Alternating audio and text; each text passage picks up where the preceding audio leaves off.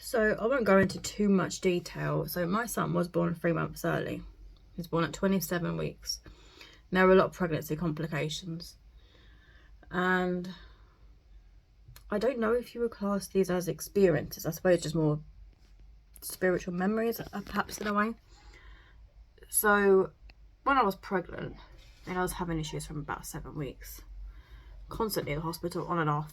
Oh, there's nothing wrong with you. You're a first time mum. It's only word, go home. And in the end, just started believing it.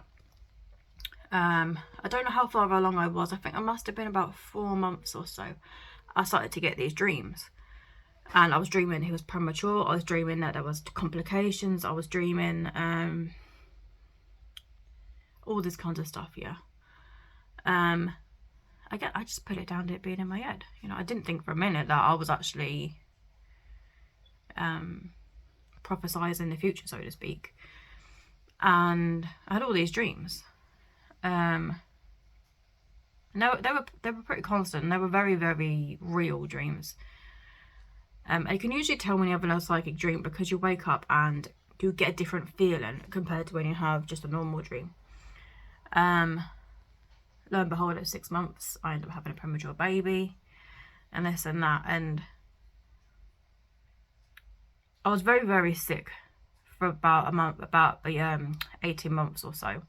I had eclampsia, I had eclamptic seizures, I had 4, I had a mini stroke, I had HELLP syndrome, so my liver and kidneys are completely given out, and had PRESS syndrome, which is swelling on the brain, which was causing the seizures. So it took a while for that brain swelling to go down. And he had a very rough time of it. You know, at 3 weeks old, he had something called necrotizing enterocolitis, which means his bowel died.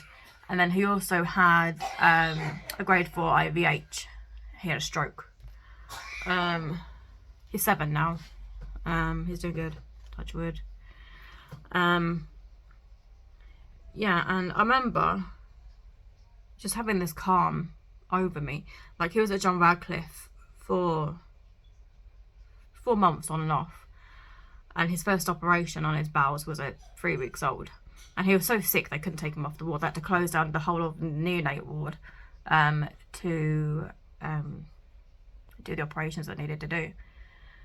And I just kept on getting this feeling, just this calm come over me. And I was going through the motions. I was crying, I was stressed, as you can imagine. I was dealing with my own health. I barely survived the pregnancy and everything that came after it.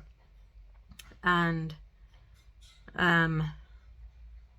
every time that things would happen, I just had this calm come over me. I couldn't understand why. I just kept on knowing, or something kept on saying to me, it's going to be okay, it's going to be okay. Which was quite reassuring, even if I didn't fully understand it at the time, because my brain was so messed up, and I was dealing with a premature child. I was in an abusive relationship. I was dealing with an awful lot, but I just kept on getting this reassuring feeling here, this inner calm, and I just knew that he would be okay. It was touch and go for the first several years of his life, don't get me wrong. It's not been easy. He's disabled.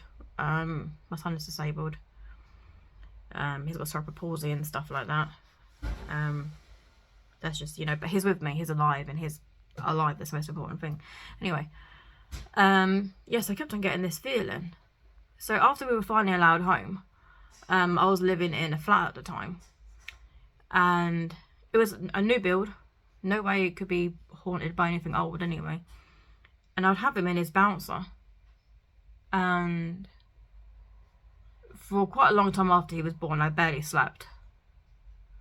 I couldn't let him out of my sight, you know, especially after being, like, because it was in neonates for so long, being without your child for so long, and then finally being allowed to be around him and stuff. And I was a first time mum, you know, he's my one and only. Wouldn't let him out of my sight and everything, you know, every minute of the day I was with him. And he was in his bouncer, and all of a sudden, doing his bounce. I mean, he was fast asleep, he was not moving, and plus had the cerebral palsy and stuff, he couldn't move anyway. Boing, but his bouncer was just going up and down, up and down, up and down.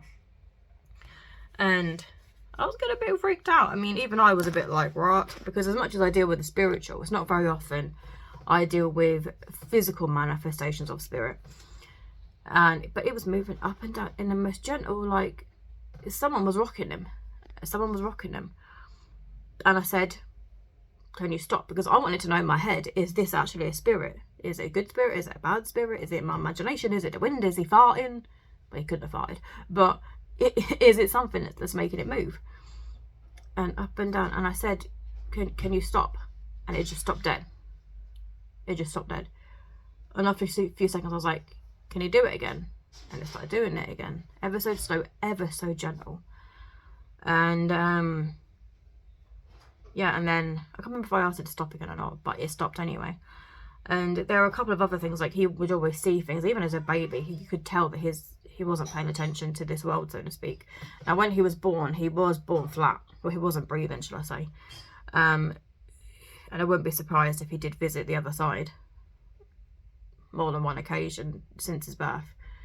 And a few years after, I mean, he must have been about 2 at this point. He was just trying to learn to walk, but obviously because of cerebral palsy, it's difficult. And he was in his little walker, and he went straight up to this picture of my grandmother. And I'll show you a picture. Went up straight to this picture of my grandmother, looked at it just like he knew her. This is, my frame got broken earlier because of my stupid cat. My dad's mum, Vida, named after the Hindu sacred texts, because we are from India originally. Anyway, but he just went up to the picture and just looked at her like he knew her. And I very much felt throughout the whole pregnancy that she was around. Now, my grandma, she died when she was 25 years old. She died in a car crash on New Year's Day. And horrific way to die. My dad was only 18 months old. And so she never knew me. She barely knew her own son and my aunt. But Lorcan just knew. And like for absolutely ages after, he would just always go to this picture and just point to it or touch it. So I feel very much that she was around. So that's just some of the experiences when it comes to that side of things anyway, when it comes to my son.